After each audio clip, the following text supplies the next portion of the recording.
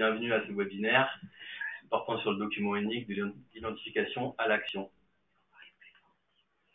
Je suis Laurent Clunin, conseiller en prévention à la GENESTRA, ma collègue Anne-Fleur Bezindial, conseillère en prévention à l'IAM.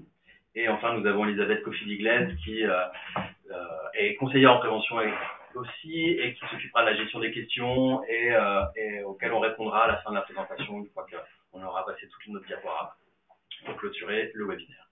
Donc, le webinaire divisé en 3 parties. Qu'est-ce qu'un document unique? Les notions essentielles, sa définition, l'objectif et les aspects réglementaires, sa forme, la rédaction du document, l'accès au document.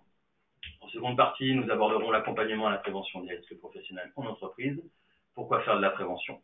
Comment intégrer la prévention des risques professionnels dans l'entreprise? Et les étapes de la démarche, préparation, identification, hiérarchisation, mise en œuvre et suivi. Enfin, on terminera par quelques cas pratiques qui permettront de mettre en application tout ce qu'on aura vu d'un point de vue théorique, et ainsi vous serez plus à même d'appréhender les méthodes de fonctionnement de l'évaluation des risques professionnels. Donc, tout d'abord, qu'est-ce qu'un document unique? Je vais commencer par la définition de 3 notions, le danger, le risque et le dommage. Le danger, c'est une caractéristique inhérente à un objet, un produit, un équipement, une situation, et qui est susceptible de causer un dommage à l'intégrité mentale ou physique d'une personne ou d'un salarié. Je vais prendre un des exemples. Un couteau est dangereux. Un accès à une zone technique ou un toit peut être dangereux. Et enfin, de manière plus illustrée, un lion est dangereux. Le risque, lui, amène la spécificité d'exposition. Comme on parle ici de document unique, on va parler d'exposition professionnelle. Pour reprendre les mêmes exemples, le couteau, qui est dangereux, s'il est dans un tiroir, il n'y a pas de risque, puisque je ne suis pas exposé au danger de ce couteau. En revanche, si je le prends dans la main et que je coupe des choses, là, il y a risque de me couper, etc. Reprenons l'exemple du chemin d'accès. Si l'accès est verrouillé et que je ne peux pas l'emprunter, il y a toujours le danger de ce chemin d'accès, mais pour autant, il n'y a pas risque puisque je ne m'expose pas à ce danger. Et enfin, reprenons l'exemple du lion. Si le lion est dans une cage et que la cage est bien fermée et que je ne m'approche pas trop, il y a toujours du danger, mais il n'y a pas de risque puisque je ne m'expose pas au danger. Enfin, le dommage, c'est la conséquence d'un événement non souhaité, c'est l'accident. Et donc, si je reprends les mêmes exemples, en cas d'utilisation de couteau, je peux m'égratigner et me couper. Si j'utilise un chemin, je peux chuter, ce qui pourra provoquer des fractures, des traumatismes. Et si je m'approche trop d'un lion ou que la cage est ouverte, je pourrais me faire dévorer, tout simplement. Cette diapo illustre un peu ce que je viens d'expliquer, c'est-à-dire le danger en rouge à gauche. On est vraiment sur des objets, des équipements, des aspects techniques des choses, cutter, outils, produits chimiques, trous, aspérité, échafaudage, et l'exposition, le risque. Cette fois-ci, on va le caractériser par la manière dont on s'expose au final, donc l'utilisation de cet objet, la fréquence d'utilisation, le temps d'utilisation, l'état physique de cet objet, est-ce qu'il est entretenu, pas entretenu, et puis les conditions globales d'utilisation. On voit en bas à gauche, on reprend un peu cet exemple de l'animal dangereux, duquel on est protégé, donc il n'y a pas de risque, il y a de quoi se maintenir à distance, et puis effectivement, si la distance n'est plus maintenue, il y a des risques. Ces 2 notions sont importantes à ne pas confondre, puisqu'ici on parle d'évaluation des risques et non pas évaluation des dangers. Donc il n'est pas rare qu'au sein des entreprises, il y ait des dangers, mais que les salariés ne soient pas exposés. Si c'est le cas, ils n'apparaîtront pas dans le document unique, ils n'apparaîtront pas dans l'évaluation des risques, puisqu'effectivement, les salariés n'y sont pas exposés. Quelques termes de définition. Le document unique ou document unique d'évaluation des risques professionnels, c'est la même chose. Il a été créé en novembre 2001 par un décret et rentré en application par le Code du travail en 2002. Le décret a également transposé la directive cadre européenne de 89 sur la prévention des risques professionnels qui faisait état de l'obligation de résultat et l'obligation de moyens pour l'employeur du point de vue de la prévention des risques. Également, l'élaboration et la mise à jour de ce document s'impose à tout employeur dont l'entreprise emploie au moins un salarié, ce qui représente 99% des entreprises. On va passer aux objectifs et aspects réglementaires. Le document unique est la transposition par écrit de l'évaluation des risques professionnels imposée à tout employeur par le Code du travail, avec des objectifs qui sont définis comme l'amélioration de la sécurité, la santé et les conditions de travail des salariés, la réduction des coûts liés aux accidents du travail, aux maladies professionnelles et à l'absentéisme. Et enfin, définir un plan d'action pour réduire les risques professionnels. Pour réaliser ce document unique d'évaluation des risques professionnels, on va utiliser les 9 principes généraux de prévention qui sont les suivants. Le premier est d'éviter les risques. Le deuxième, évaluer les risques qui ne peuvent pas être évités. Le troisième, combattre les risques à la source. Le quatrième, adapter le travail à l'homme. Le cinquième, tenir compte de l'état d'évolution de la technique. Le sixième, remplacer ce qui est dangereux par ce qui n'est pas dangereux ou par ce qui est moins dangereux. Le septième, planifier la prévention. Le huitième, prendre des mesures de protection collective en privilégier bien sûr par rapport aux mesures de protection individuelles. Et enfin, le dernier, donner les instructions appropriées aux travailleurs. Pour illustrer un peu ces propos, on peut par exemple utiliser l'utilisation d'un produit chimique qui aurait comme dangerosité qui serait cancérigène, mutagène ou toxique pour la reproduction. Donc cette dangerosité, potentiellement, on peut identifier une exposition au niveau respiratoire. Donc on va déjà, la première étape, éviter le risque. On va essayer de supprimer le produit chimique qui est utilisé. Si on ne peut pas le faire, on va en tout cas évaluer le risque, les risques en tout cas liés à l'utilisation de ce produit au niveau des salariés. Dans un deuxième temps, si on ne peut pas le supprimer, on va essayer de le remplacer par un produit chimique qui potentiellement sera moins dangereux pour les salariés. Et en dernier recours, si on ne peut pas remplacer ce produit-là, on va par exemple mettre en place une protection collective avec l'utilisation de ce produit en travaillant sous un système d'aspiration adapté ou utiliser des protections de mesure individuelles comme la mise en place d'un masque à cartouche avec aspiration.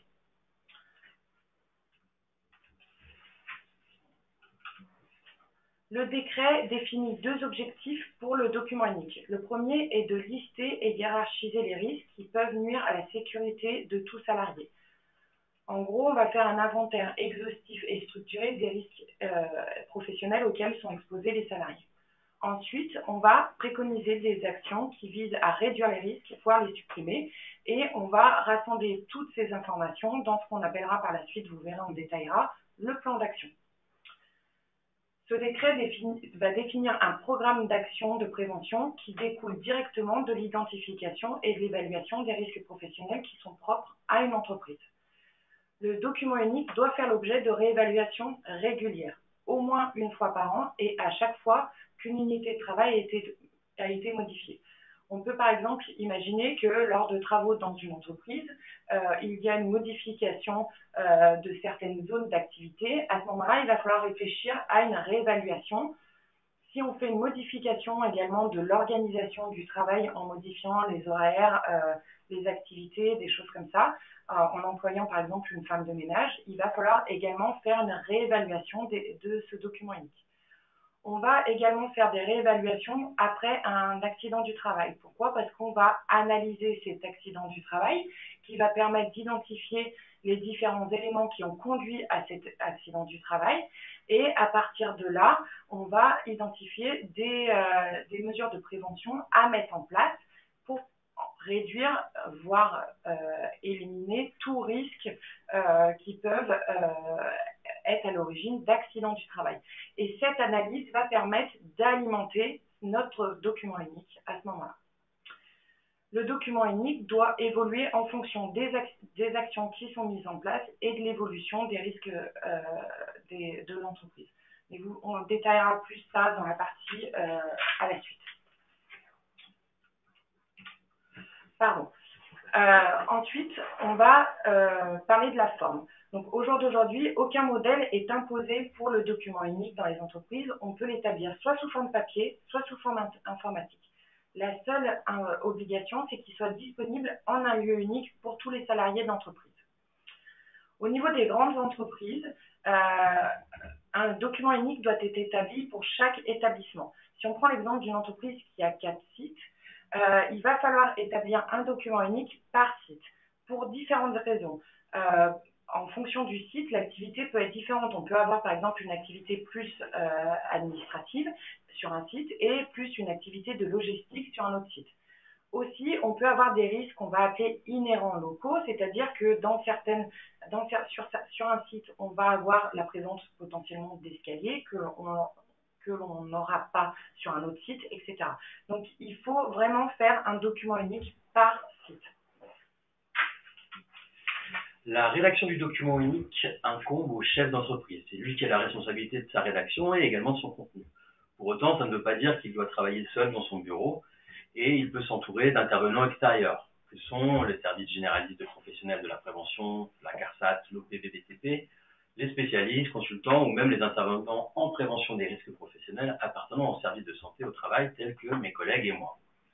Aussi, et nous reviendrons sur le sujet tout au long de cette présentation, il est important de profiter de la rédaction de ce document et de l'évaluation des risques professionnels pour insuffler une dynamique au sein de l'ensemble des salariés et du personnel de l'entreprise. Effectivement, ce sujet, on a tendance à dire la sécurité c'est l'affaire de tous. Et bien en fait, c'est le moment effectivement de pousser tout le monde à réfléchir sur le sujet et à essayer d'améliorer les conditions de travail. Donc pour cela, il faut favoriser la participation des personnels, il faut solliciter les acteurs de prévention et les instances représentatives du personnel. L'accès aux documents uniques doit être maintenu donc pour les salariés, travailleurs, les membres du CSE, les délégués du personnel, le médecin du travail, les agents de l'inspection du travail, les agents des services de prévention des organismes de sécurité sociale, les agents des organismes professionnels de santé, de sécurité et de conditions de travail, et enfin les inspecteurs de radioprotection en ce qui concerne les résultats des évaluations liées à l'exposition au rayonnement ionisant. En interne, l'employeur doit informer les salariés de la mise à dispo du DUR. Il doit, de manière générale, aussi informer de toutes les mesures de prévention des risques identifiés dans le DUR et des consignes de sécurité qui en découlent. De manière générale, également, l'information doit être dispensée de manière compréhensible et sur le temps de travail, puisqu'on considère que c'est du travail. Ce qu'on entend par manière compréhensible, en fait, c'est surtout l'idée que pour les entreprises qui seraient étrangères et qui n'auraient qu'une agence ou deux en France ou qui auraient un siège à l'étranger, etc., le document doit être en français et rédigé de manière la plus simple possible pour que tout un chacun puisse l'appréhender, le comprendre et s'informer dans sa lecture. Le document unique, enfin, doit être utilisé pour établir les plans annuels de prévention présentés au CSE chaque année. On passe à la partie accompagnement des risques professionnels en entreprise. Alors, pourquoi faire de la prévention? On va identifier 5 raisons pour agir. L'employeur reste quand même dans l'obligation de protéger la santé et la sécurité des travailleurs et donc de répondre aux obligations de prévention. On va ainsi aussi favoriser le dialogue entre les différentes instances, la direction et les salariés. Et on va également cela va permettre également d'assurer de bonnes conditions de travail des salariés et donc bien sûr tous ces éléments permettront de contribuer à la performance de l'entreprise. Les clés pour réussir, l'employeur reste le garant de la sécurité et de la santé des salariés et il doit pour cela inscrire la démarche d'évaluation des risques professionnels dans une démarche globale qui prend en compte toutes les composantes du travail. Cette démarche doit rester dynamique et participative et il faut inclure les salariés, leur donner la possibilité de s'exprimer et d'être force de proposition pour les mesures de prévention. En dernier point, il faut prendre en compte le travail réel. Au jour d'aujourd'hui, un poste dans une entreprise a ce qu'on appelle la fiche de poste qui est établie par l'employeur, par l'entreprise, etc. Sur la fiche de poste, on liste tous les éléments du travail que doit réaliser le salarié. On parle de travail prescrit. Le travail réel, ça va être le travail réellement réalisé par le salarié au niveau de son poste de travail qui tient en compte l'environnement, ses collègues, etc. On va détailler ça un peu plus par la suite. Les étapes de la démarche d'évaluation des risques professionnels. Donc, on va commencer par préparer l'évaluation. Ensuite, on identifiera les risques professionnels auxquels sont exposés les salariés. Ensuite, on va évaluer puis hiérarchiser ces risques-là. On va enfin mettre en œuvre le plan d'action qui va découler de toutes les actions de prévention qu'on souhaitera mettre en place. Et en dernier point, on va effectuer le suivi et la mise à jour des données de ce document unique. Pour préparer l'évaluation, il faut déjà définir le cadre de l'intervention, définir les objectifs, pourquoi, déterminer les moyens, qui, comment, et ensuite planifier la démarche, quand.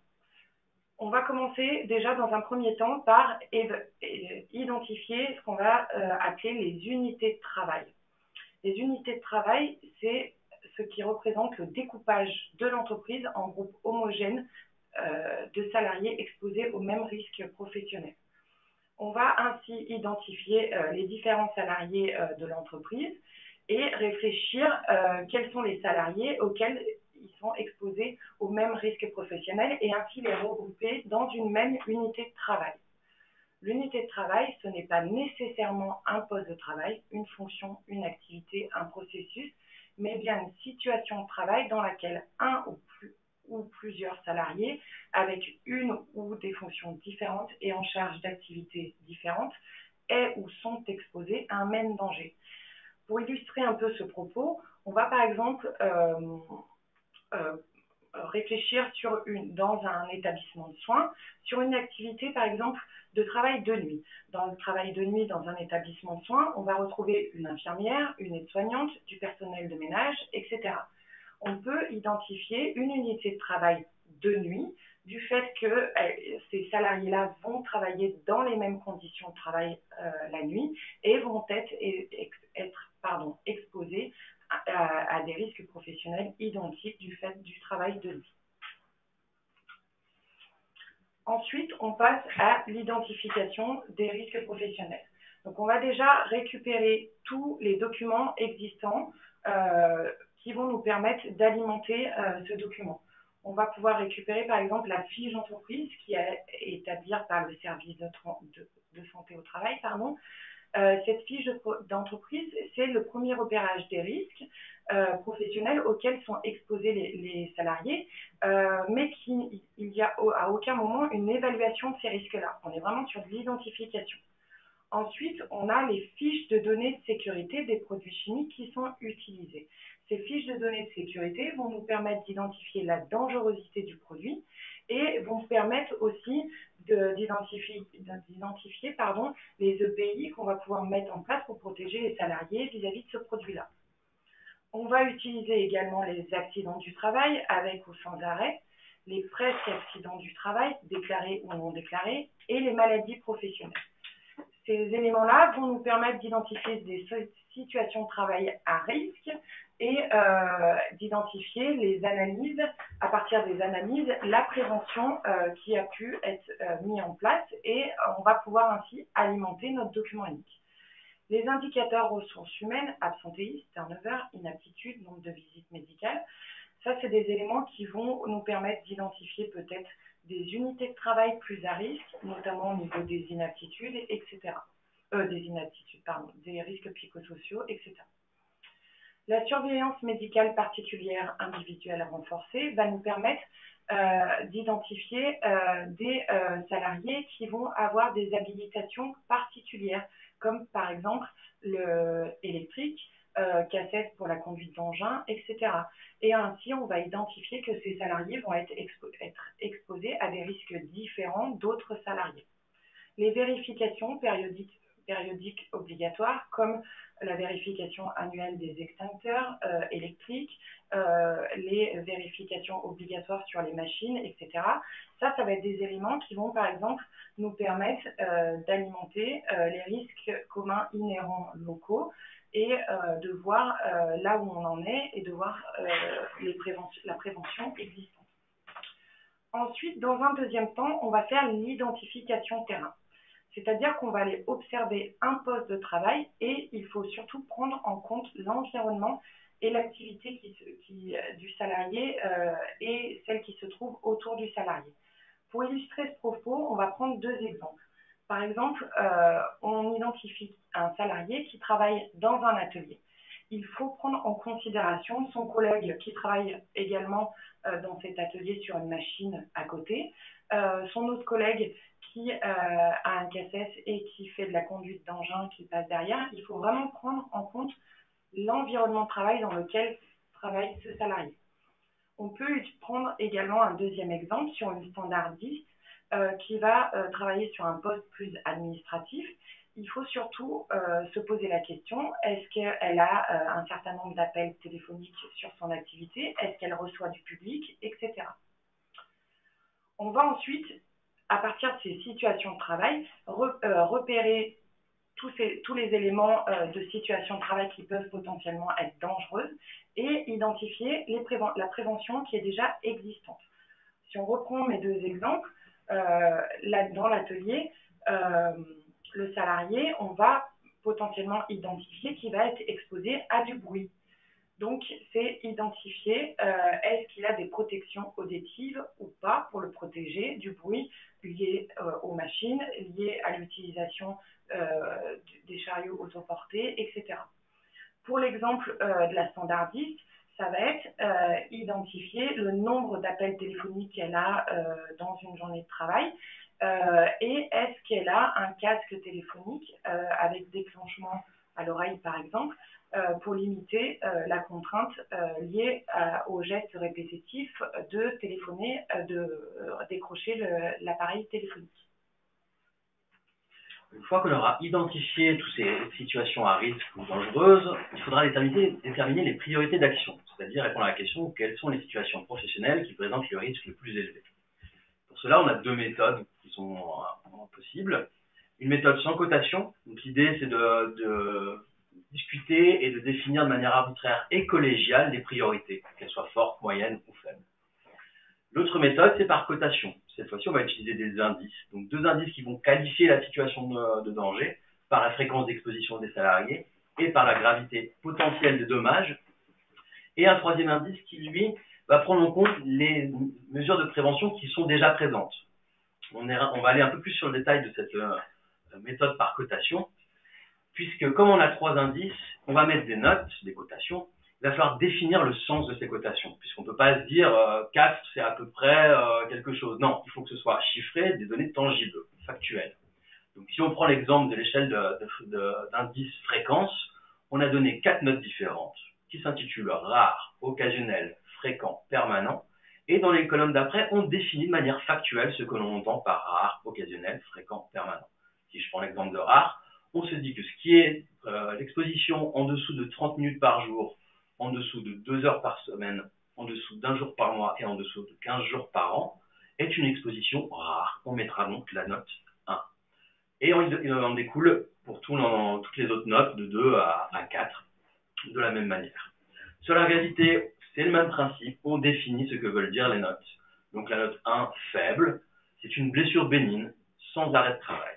La note 2, moyen, gravité moyenne, donc pas d'altération de la vie, de l'intégrité physique. Donc moins de 15 jours d'arrêt de travail, et ainsi de suite.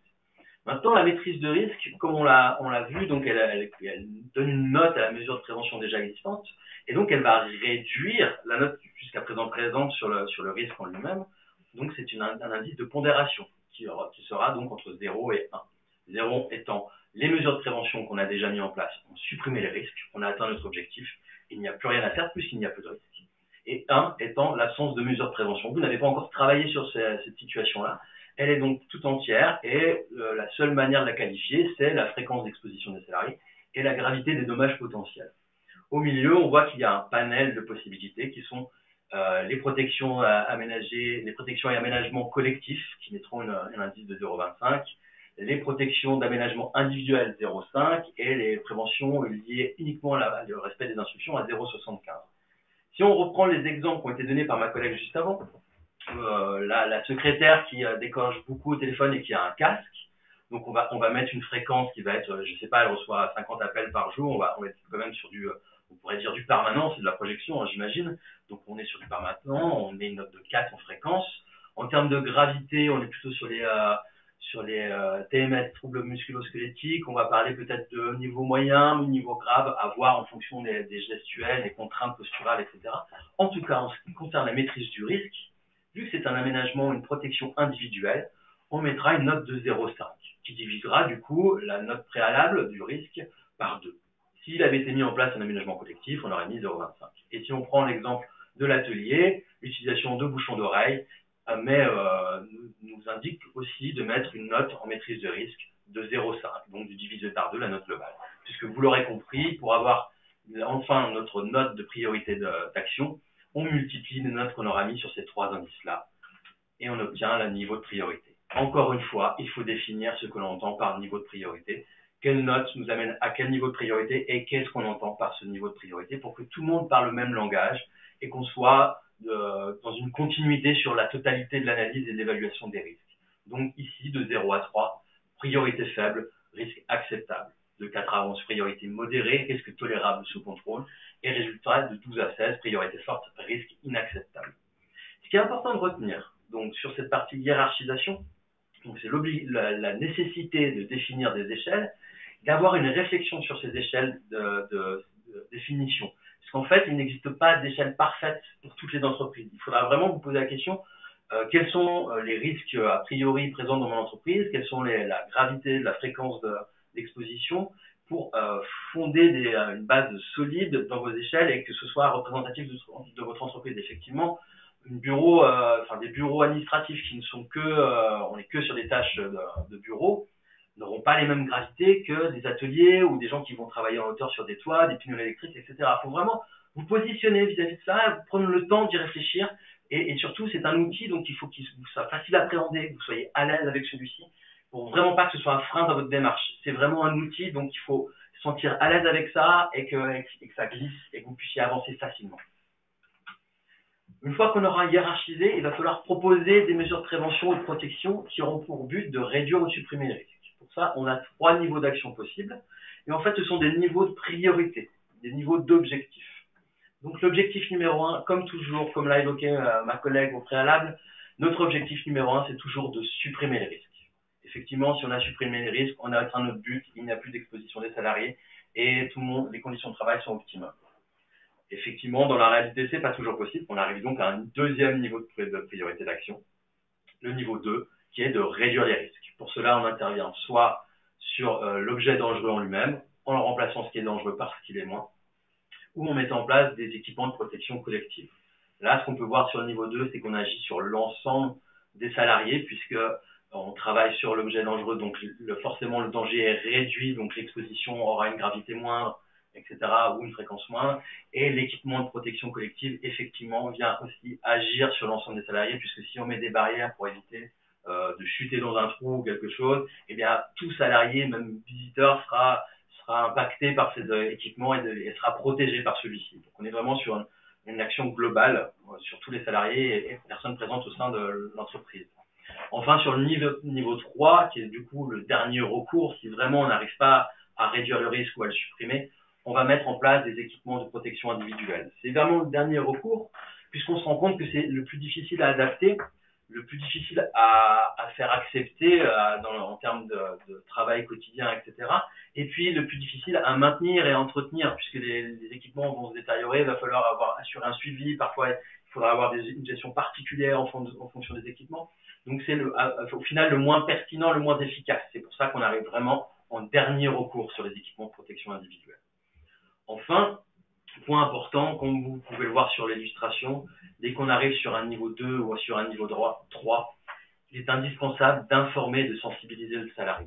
Effectivement, dès que vous allez réduire le risque, vous allez modifier un produit chimique, vous allez modifier un équipement, vous allez mettre en place des barrières, des équipements de protection collective, ou vous allez imposer un casque, des chaussures de sécurité, des masques de protection respiratoire, vous allez modifier les habitudes du salarié. Donc il va falloir l'informer sur les raisons qui vous ont poussé à cette démarche et quel est l'objectif et comment ça fonctionne, etc. Il va falloir vraiment créer du lien et expliquer les raisons de ce changement.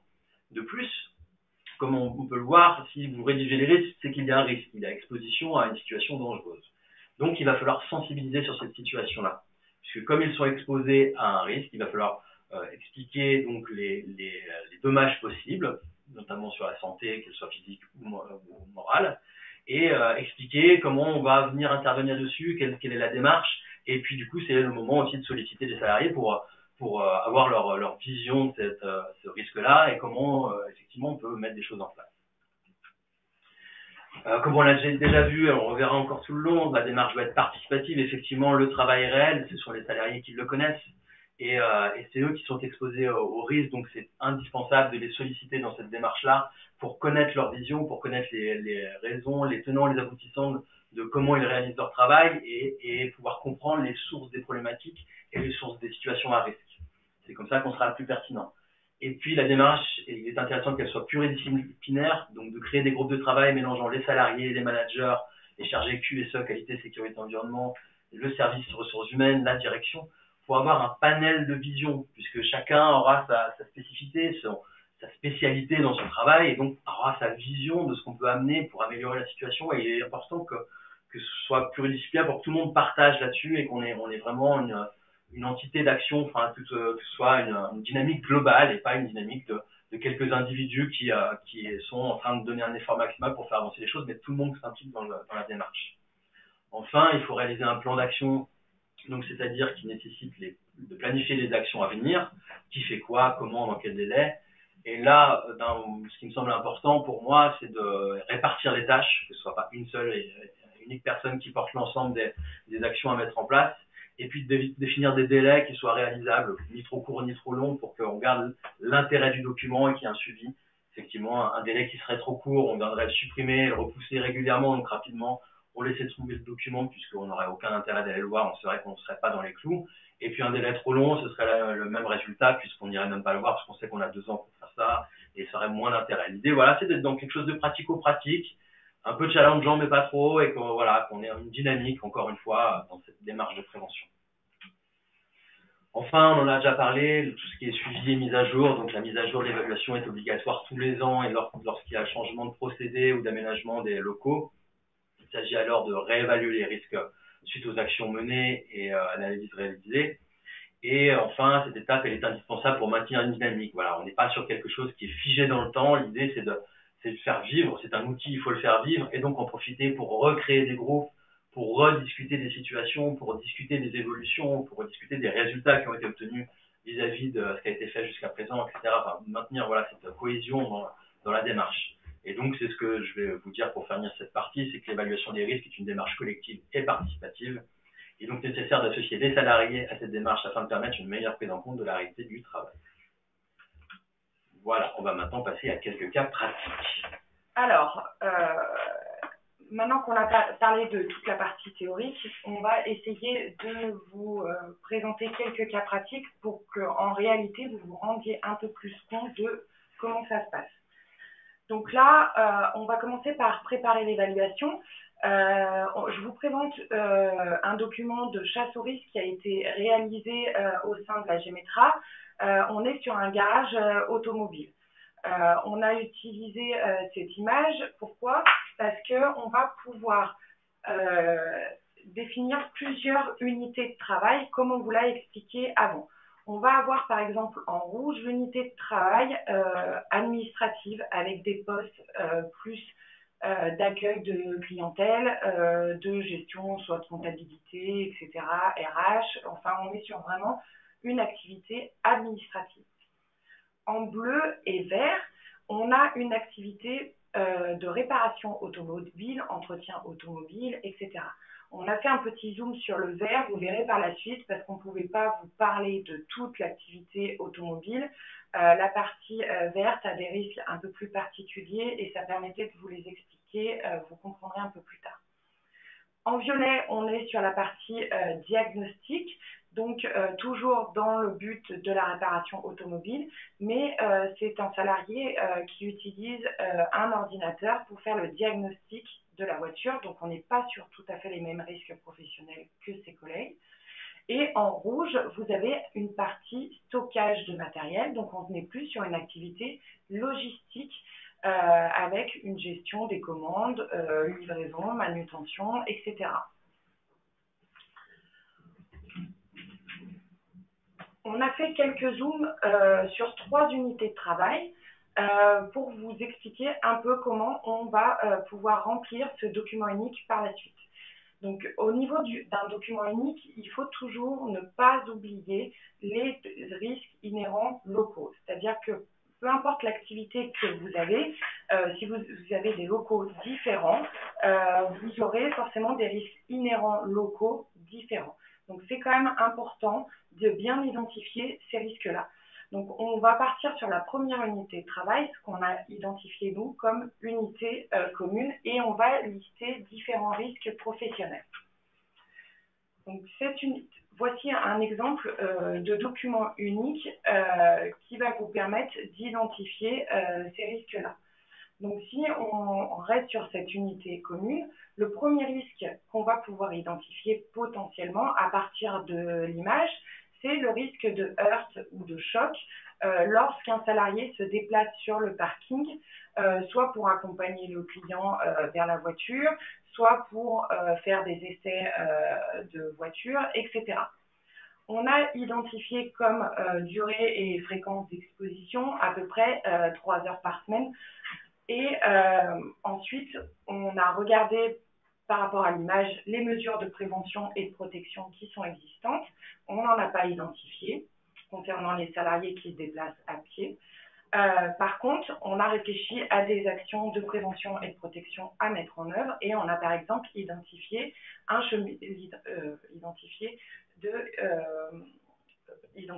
cheminement piéton à partir d'un balisage au sol, etc. Donc à réfléchir, mais avoir une zone en tout cas de circulation piétonne pour éviter le risque de choc ou de collision par une voiture. On a aussi identifié par exemple un risque de chute lié à l'utilisation d'escaliers qu'on trouve souvent dans les entreprises, pas uniquement dans cette entreprise, avec une durée et une fréquence d'exposition de 3 heures par semaine. Et on identifie, par exemple, qu'en prévention prévention et protection existante, on va avoir une main courante et des marches antidérapantes, ce qui va permettre de limiter le risque de chute. Enfin, on ne pouvait pas passer à côté de vous parler du risque lié au Covid.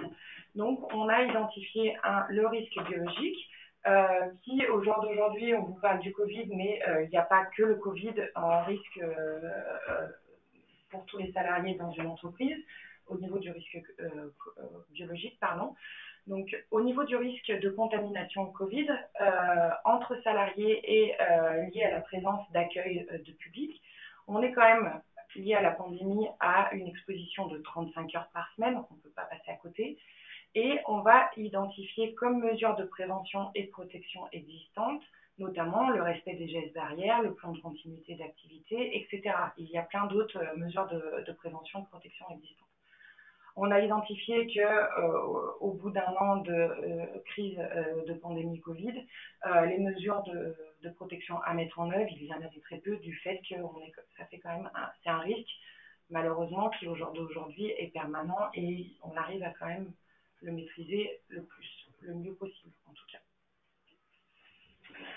En unité de travail numéro 2, nous avons le bureau administratif. Alors, comme on le voit sur l'illustration, en gros, ça représente 3 pièces. Une pièce d'accueil du public avec une zone d'attente, distributeur de boissons et une banque d'accueil, surtout pour le salarié. Une pièce qui ressemble à une pièce de tiers-temps où on a des casiers individuels et puis une table où quelqu'un a l'air de se restaurer. Et puis enfin, une dernière pièce où on a l'impression qu'il y a 2 bureaux, certainement la direction, puis une partie administrative, gestion administrative de l'entreprise. Donc nous, on s'est projeté sur 3 risques qu'on a imaginés vis-à-vis de cette unité de travail. La risque de chute lié à un sol encombré. On s'est projeté sur l'idée que une fois par semaine, il y avait une livraison de plein d'articles, de consommables, de papier, de pièces auto, etc.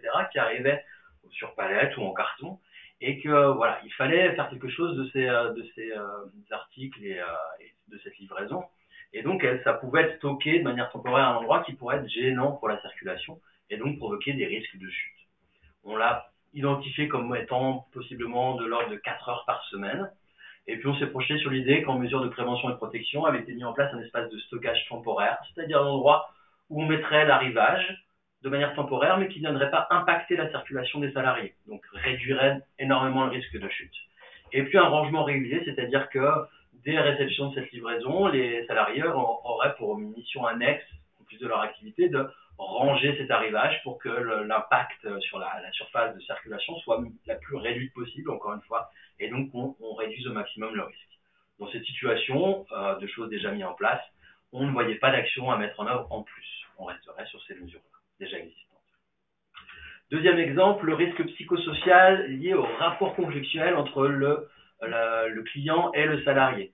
L'agressivité, le vol, la possibilité de braquage. On s'est projeté sur l'idée que le niveau de qualité des services était plutôt élevé par rapport au garage, donc des conflits de l'ordre de moins d'1 heure par mois. On a imaginé des mesures de prévention et de protection qui seraient la présence permanente du responsable sur toutes les plages horaires d'ouverture au public, donc qui serait tout le temps là pour intervenir si besoin. Et puis on a imaginé qu'en action à mettre en œuvre, il pourrait y avoir la mise en place de consignes en cas d'agression et de braquage pour que le salarié sache se positionner et sache quoi faire dans ces situations-là, pour ne pas s'exposer ou pour avoir la bonne réaction, qui serait ce qu'on constate généralement, de tempérer à tout braquage, toute agression, de ne pas rentrer dans le conflit, d'aller chercher plutôt le responsable pour ne pas s'exposer soi et donc se retirer de la situation le plus vite possible ou obtempérer pour éviter l'aggravation de la situation. Enfin, un dernier risque, le risque de troubles musculo-squelettiques liés au travail sur écran et sur la banque d'accueil. Là, on voit en termes de durée de fréquence d'exposition, on s'imagine, nous, que c'est beaucoup plus présent. On est de l'ordre de 30 heures par semaine, puisque c'est l'activité permanente de la responsable administrative, du directeur, a priori, et puis de la personne qui fait l'accueil, d'être tout le temps derrière la banque d'accueil, d'être travailler sur son bureau. En mesure de prévention et de protection, on a imaginé des sièges relativement ergonomiques, donc avec appui lombaire, possiblement des accoudoirs, qui puissent se régler en hauteur pour qu'on soit installé correctement. Et on s'est projeté sur une action à mettre en œuvre qui serait la sensibilisation au travail sur écran. Comme on l'a vu ici, on est sur une exposition qui existe toujours, donc on s'est dit sensibilisons les salariés au risque de troubles musculo-squelettiques liés à cette activité pour qu'ils comprennent mieux ce qui se joue à cet endroit-là et comment prévenir les troubles musculo-squelettiques et par des actions simples, traiter ça de manière continue. C'est notamment des actions que nous on peut mener en tant que conseiller en prévention à la Génétra. Sans surcoût, on peut venir vous faire des sensibilisations au travail sur écran pour travailler sur cette notion de risque de troubles musculo-squelettiques. On va passer maintenant à la dernière unité de travail, donc le zoom un peu dont je vous ai parlé tout à l'heure, sur l'atelier de réparation automobile, mais avec la fosse. Donc vous allez comprendre, on a pris volontairement cet exemple avec l'escalier, le balisage au sol, etc. On va par exemple identifier en premier un risque de chute de hauteur lié à la présence de la fosse. Avec une exposition des salariés environ 35 heures par semaine parce qu'on est sur un atelier de réparation automobile et que les salariés se déplacent dans l'atelier et vont forcément passer à côté de la fosse. On identifie par rapport à la photo un balisage visuel de la zone de danger, donc les autocollants au sol jaune et noir en alternance. Et on va identifier par exemple que cette prévention ne suffit pas au jour d'aujourd'hui quand il n'y a pas de véhicule qui est garé au-dessus de la fosse et qu'en action de prévention et de protection à mettre en œuvre, il serait bien de mettre des barrières quand il n'y a pas de véhicule pour obstruer cette zone et éviter que des salariés puissent potentiellement tomber et avoir un risque de chute plus ou moins avec des conséquences plus ou moins importantes. Ensuite, on a repris un autre risque de chute, l'utilisation des escaliers de la fosse, avec une durée et une fréquence d'exposition d'environ 20 heures par semaine. On observe que potentiellement il y a des marches antidérapantes, mais qu'on a besoin d'un éclairage pour aller travailler dans cette zone et que l'éclairage actuel est potentiellement défaillant et qu'il faut faire un entretien de cet équipement pour éviter tout risque de chute. Ensuite, on a repris un autre exemple de chute de plein pied avec la présence de liquide au niveau du sol, par exemple de l'huile ou un autre produit d'utilisation au niveau des véhicules. On a estimé une durée et une fréquence d'exposition d'environ 35 heures par semaine parce que dans des garages automobiles, souvent on a la présence de fuite et de liquide au niveau du sol. On observe que ces salariés-là ont des chaussures anti-dérapantes, mais par exemple que la zone accidentelle, enfin potentiellement accidentelle, n'est pas balisée et que on peut avoir le salarié qui peut reculer et glisser dans la plaque au niveau du sol. Cet exemple-là, on l'a repris pour principalement vous montrer que pour un même risque, on peut avoir différentes situations professionnelles, pas uniquement une situation professionnelle, et d'où l'intérêt d'aller voir le travail des salariés pour pouvoir identifier pour le même risque les différentes situations professionnelles et à partir de ces différentes situations professionnelles, les mesures de prévention et de protection existantes ou à mettre en place. Une fois qu'on a identifié les risques, il faut les hiérarchiser, on l'a déjà vu. Donc, pour cet exemple, on est parti sur une méthode sans cotation, parce que c'est trop compliqué de se projeter sur une gravité, sur une fréquence. On va décider de faire quelque chose d'un peu plus simple pour aller vous montrer plus de choses possibles. Donc, on va reprendre unité par unité des actions qui restent à mettre en œuvre, enfin des situations à risque où on a des actions qui restent à mettre en œuvre. Donc, l'unité 1, qui est l'unité commune, le risque de peur de choc, déplacement sur le parking. On l'avait estimé à 3 heures par semaine et on pensait qu'il restait comme tâche à réaliser une identification des cheminements piétons sur le parking.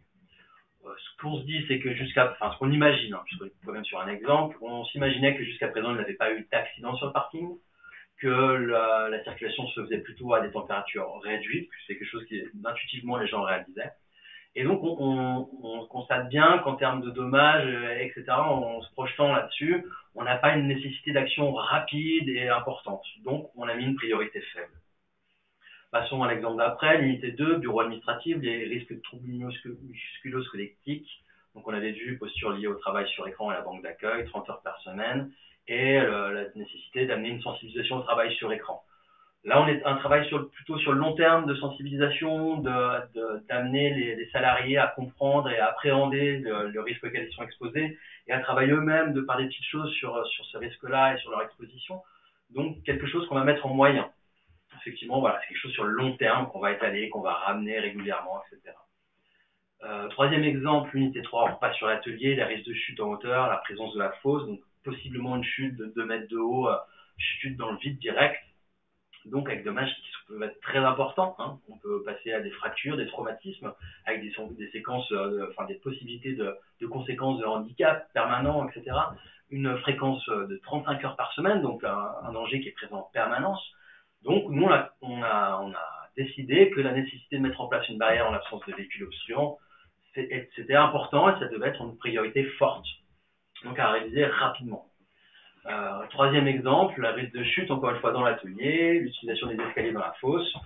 Cette fois, on est dans une chute dans les escaliers, donc a priori, qui ont moins de dommages. A priori, on est encore une fois dans une projection, il faudrait voir au cas par cas comment les gens descendent, est-ce qu'ils descendent avec des pièces, tout ça. C'est pour ça qu'on vous dit d'aller sur le terrain. C'est que nous, avec l'exemple, on ne va pas dans le détail puisqu'on ne l'a pas, il faudra l'imaginer, mais là, l'idée, c'est voilà, ils descendent l'escalier, nous on se projette sur l'idée qu'ils ne descendent pas de manière trop souvent, on est sur 20 heures par semaine, qu'ils ne descendent pas avec des contraintes supplémentaires de l'ordre de porter des outils, porter des choses, être en train de faire autre chose en même temps, etc. On constate qu'il y a déjà des marches antidérapantes, on se dit qu'il faudrait que l'entretien d'éclairage soit maintenu de manière plus fréquente, et donc ça nécessiterait d'avoir une priorité moyenne. Ce qui est important de rappeler par rapport à cette hiérarchisation, c'est qu'il faut avoir une vision d'ensemble quand on la réalise. C'est important, puisque l'idée, c'est pas de se retrouver avec que des priorités fortes ou que des priorités faibles, mais d'avoir un panel pour distribuer dans le temps toutes les actions qui sont à mettre en œuvre et pouvoir avoir une action un peu permanente vis-à-vis de la prévention. Effectivement, si on n'a que du fort, on va vouloir faire tout de suite, mais ce ne sera pas possible, ça perdra de son sens. Et du faible, on revient sur l'idée du plan d'action avec des délais trop longs, et du coup, on oublie ce qu'il y a à faire, et puis on regarde plus le document, c'est dans 2 ans, et on a le temps. Maintenant, passons au plan d'action. Alors, le plan d'action, j'attire déjà votre attention sur le fait, on n'a volontairement pas mis les mêmes couleurs au niveau du tableau, parce que le document unique d'évaluation des risques professionnels est dans un tableau, le plan d'action est dans un autre tableau et rassemble uniquement les actions à mettre en œuvre, d'accord? Donc, si on reprend ce tableau, on va dans un premier temps rappeler toutes les informations qui concernent l'identification de la situation de travail à risque. Donc, on va identifier l'unité de travail, le risque, la situation de travail, l'action à mettre en œuvre et l'évaluation et la hiérarchisation par rapport à cette situation de travail. On va rajouter le délai, le coût et la personne en charge. Pour illustrer un peu ce tableau, on a volontairement illustré que un exemple parce que c'est l'étape la plus facile, en tout cas, à remplir après, derrière la réflexion la plus lourde est vraiment sur la partie évaluation des risques professionnels. Donc, si on reprend au niveau de l'unité de travail numéro 1 sur les risques communs inhérents locaux, on avait identifié le risque de heurts et de choc avec la situation de déplacement sur le parking et on avait identifié comme action de prévention à mettre en œuvre de faire un balisage au sol pour un cheminement piéton. On a évalué ce risque de manière faible. Et on peut identifier par exemple un délai au premier trimestre 2022. Donc comme on vous l'a dit plusieurs fois, il faut se mettre des délais d'action qui soient réalisables. Pas se mettre tous les délais demain, pas se mettre tous les délais dans 3 ans, mais essayer d'estimer un délai qui soit réalisable, qui tienne en compte du coût et qui tienne en compte du temps nécessaire pour pouvoir le réaliser. Au niveau du coût, on a budgétisé environ à 1 000 €.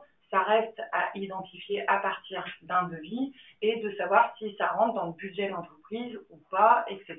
Et toujours dans des délais et dans des coûts réalisables pour l'entreprise. Et après, on identifie la personne qui est en charge du suivi de cette action à mettre en place. Donc, on réalise ça pour toutes les actions à mettre en place. Et ainsi, on obtient le plan d'action qui est l'élément qui va permettre de faire vivre la prévention au sein de l'entreprise. Une fois qu'une action a été réalisée, on va pouvoir ainsi, lors de la mise à jour du document unique, la réinsérer dans le document unique et identifier que l'action à mettre en œuvre, à ce moment-là, l'identification d'un cheminement piéton, sera plus dans une action à mettre en œuvre, mais dans une action mise en place à ce moment-là. Et ainsi, on aura réévalué le document à ce moment-là. Donc voilà, on vous remercie de votre attention et puis on vous souhaite une bonne journée et puis on vous remercie par avance de répondre au questionnaire qu'on va vous envoyer. Passez une bonne journée. Au revoir.